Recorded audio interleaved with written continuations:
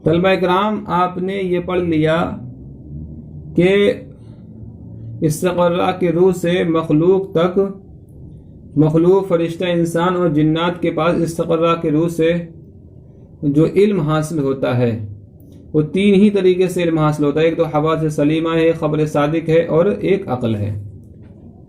مگر اب اعتراض یہ ہوتا ہے کہ یہاں پر آپ کا یہ کہنا کہ اسباب علم تین ہیں، یہ کہنا درست نہیں ہے. درست کیوں نہیں ہے؟ وہ اس لیے کہ ہم آپ کو بہت ساری ایسے بھی چیزیں دکھائیں گے، مثلا وجدان ہے، حدث ہے، نظر ہے، عقل ہے، تو کہ جن سے بھی علم حاصل ہو جاتا ہے، جن سے علم حاصل ہو جاتا ہے.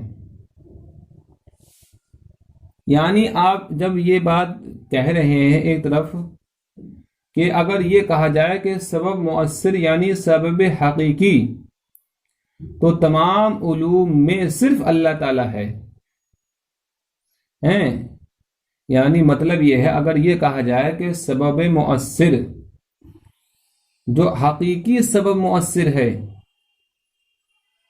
تو سبب مؤثر، سبب حقیقی تو تمام علوم میں صرف اللہ تعالی ہے، کیونکہ سارے علوم حادثہ اور خبر صادق اور عقل کے تاثیر کے بغیر محض اللہ تعالیٰ کے خلق اور اس کی ایجاد کا نتیجہ ہے. اور حواس اور اخبار، حواس آپ سمجھتے ہیں، حواس جو انسان کے اندر قوت مدرکہ ہے، یعنی جو حواس سلیمہ، یعنی جو انسان کے اندر جو 5 حواس ہیں ان کے بارے میں بات کر رہا ہوں.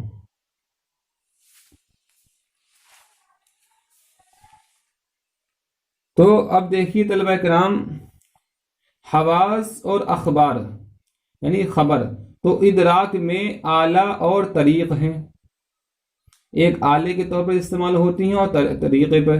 اور سبب فی الجملہ بئی معنی کہ اللہ تعالیٰ اپنی عادت کے مطابق اس کے ہوتے ہوئے شے کا علم پیدا فرما دے، تاکہ سبب بئی معنی مدرک جیسے کہ عقل کو اور آلہ جیسے حس کو اور طریق جیسے خبر کو شامل ہو جائے. تو سبب بمعنی مذکور انہی تین میں منحصر نہیں ہے، بلکہ یہاں کچھ اور چیزیں بھی ہیں، مثلا وجدان ہے، حدث ہے، نظر ہے، عقل ہے. تو اب اس کا جواب کیا ہوگا؟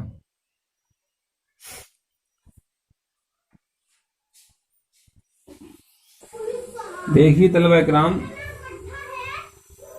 یہاں پر جو شارح رحمت اللہ تعالی علیہ ہیں وہ 2 اعتراض کرتے ہیں. پہلا اعتراض تو یہ ہے کہ سبب کی تقسیم کرتے ہیں. دیکھیے سبب جو ہوتا ہے وہ 3 اقسام ہیں. پہلا اعتراض آپ دیکھیے، سمجھیے، یعنی جو انسان کے پاس میں جو علم پہنچتا ہے وہ 3 طریقے سے پہنچتا ہے. یا تو حواس سلیمہ، ماتن نے یہ کہہ دیا کہ استقرا کے روح سے اسباب علم 3 ہی ہیں، یا تو حواس سلیمہ ہے، خبر صادق ہے اور عقل ہے. مگر شارح رحمت اللہ تعالی علیہ اب ماتن پر 2 اعتراض کھڑے کرتے ہیں. پہلا اعتراض آپ یہ دیکھیے شارح رحمت اللہ علیہ پہلا اعتراض یہ کہتے ہیں، سبب کی تقسیم کرتے ہوئے فرماتے ہیں سبب 3 اقسام ہیں. اور دوسرا دیکھیے سبب کی 3 قسمیں کون سی ہیں؟ ایک تو حقیقی ہے، ایک ظاہری ہے، ایک فی الجملہ ہے. سبب حقیقی یہ وہ سبب ہے جو کسی چیز کے وجود میں آنے کا ذریعہ ہو، جیسا کہ اللہ کی ذات سبب حقیقی ہے تمام اشیاء کے لیے.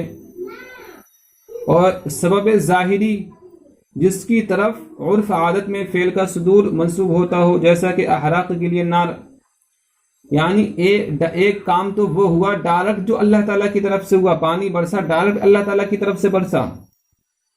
تو ہر ایک انسان یہ کہتا ہے کہ انسان نے نہیں برسایا، یہ کس نے برسایا ہے؟ اللہ تعالیٰ نے برسایا. لیکن اب کہیں پر آگ لگ گئی تو آگ کو لگانے والا اگرچہ اللہ تعالیٰ ہے، مگر عرف عادت میں فعل کا صدور جو منصوب ہوتا ہے،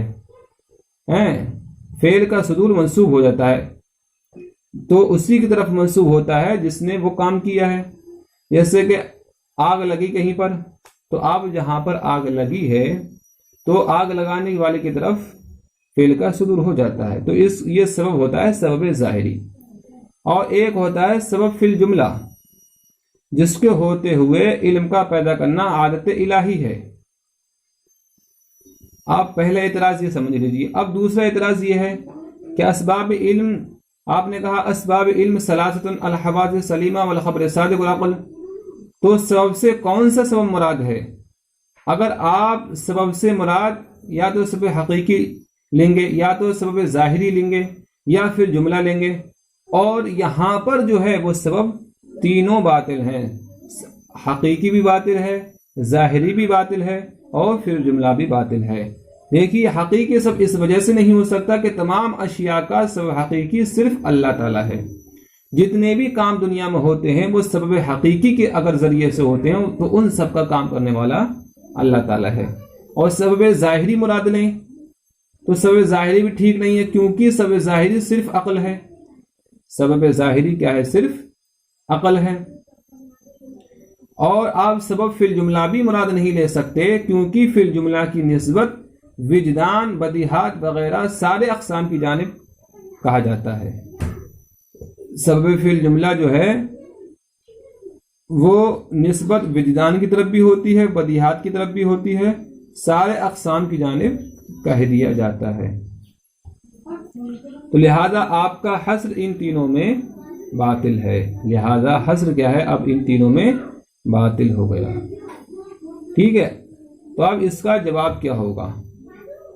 تو اب اس کا جواب یہاں پر یہ ہے کہ ہم یہاں پر نہ سبب ظاہری مراد لیتے ہیں، نہ سبب حقیقی مراد لیتے ہیں، بلکہ سبب فی الجملہ مراد لیتے ہیں. تو اگر آپ سبب فی الجملہ مراد لے لیے تو پھر ایک اعتراض کھڑا ہو گیا. پھر اعتراض یہ کھڑا ہو گیا، آپ جو ہے اگر آپ سبب سے سبب فی الجملہ مراد لیتے ہیں تو سبب فی الجملہ میں تجربہ، وجدان وغیرہ سب کو شامل ہے. حالانکہ آپ نے اسباب علم 3 ہی کہا ہے، علم کی اقسام 3 سے زائد ہو گئے. آپ کا حصر ان تینوں میں باطل ہو جائے گا. تو اب اس کا جواب کیا ہے؟ تو اس کا جواب یہ ہے کسی شے سے ایک فعل کا صدور بار بار ہو حتیٰ کہ دیکھنے والوں کو کسی قسم کا تعجب نہ ہو، وہ فعل عادت کہلاتا ہے. مثلا انسان سے کھانے، پینے، چلنے پھرنے، ہنسنے بولنے کا صدور، اور اگر اس کے برخلاف ہو اسے خرق عادت کہتے ہیں. معنی کے اعتبار سے اس کا تعلق سبب فی الجملہ کی تفسیر میں شارح کے قول بھی ان یخلقہ کے ساتھ ہے. یعنی ہم نے سبب فی الجملہ کی یہ تفسیر کہ جن کے پائے جانے پر اللہ تعالیٰ علم پیدا فرما دیتے ہیں، اس لیے کہ تاکہ مدرک یعنی عقل کو اور اعلیٰ ادراک مثلا حواس کو اور طریق جیسے خبر کو شامل ہو جائے. کیونکہ عقل، حواس، خبر صادق یہ سبب ایسی چیزیں ہیں جن کے پائے جانے پر اللہ تعالیٰ علم پیدا فرماتا ہے. مثلا دیکھیے، ایک شخص رسول پاک صلی اللہ علیہ وسلم کا یہ خبر سنتا ہے، المؤمن لا یکذب، درا حال ہے کہ وہ شخص عقل والا ہے. تو اللہ تعالیٰ مذکورہ خبر اور حادثہ، سماع اور عقل تینوں کے پائے جانے کے ساتھ خبر مذکور کے مضمون یعنی جھوٹ بولنا، مومن کی شان نہ ہونے کا علم پیدا فرما دیتا ہے. اتنی بات آپ سمجھے؟ تو آپ کا یہ کہنا کہ سبب سے مراد یہاں پر سبب فی الجملہ نہیں ہو سکتا، یہ کہنا بالکل ٹھیک نہیں ہے. اور یہاں پر آپ نے یہ کہہ دیا کہ تینوں سبب مراد، سبب حقیقی مراد لینا بھی ٹھیک نہیں، سبب ظاہری مراد لینا ٹھیک نہیں، سبب فی الجملہ مراد لینا ٹھیک نہیں. یہ کہنا ٹھیک نہیں ہے، بلکہ یہاں پر سبب سے مراد سبب فی الجملہ ہی مراد ہے. تو سبب فی الجملہ کا مطلب یہ ہے کہ جن کے پائے جانے پر اللہ تعالیٰ علم پیدا فرما دیتا ہے، جن کے پائے جانے پر اللہ تعالیٰ علم پیدا فرما دیتا ہے. اس لیے تاکہ مدرک یعنی عقل کو اور اعلیٰ ادراک مثلا حواس کو اور طریق جیسے خبر کو شامل ہو جائے گا. اور عقل، حواس، خبر یہ سب ایسی چیزیں ہیں کہ جن کے پائے جانے پر اللہ تعالیٰ علم پیدا فرماتا ہے۔ مثلا ایک شخص رسول پاک صلی اللہ علیہ وسلم کا یہ خبر سنتا ہے المؤمن لا یکذب، در حال ہے کہ وہ شخص عقل والا ہے، تو اللہ تعالیٰ مذکورہ خبر، حادثہ، سماع اور عقل تینوں کے پائے جانے کے ساتھ خبر مذکور کے مضمون یعنی جھوٹ بولنا، مومن کی شان نہ ہونے کا علم پیدا فرما دیتا ہے۔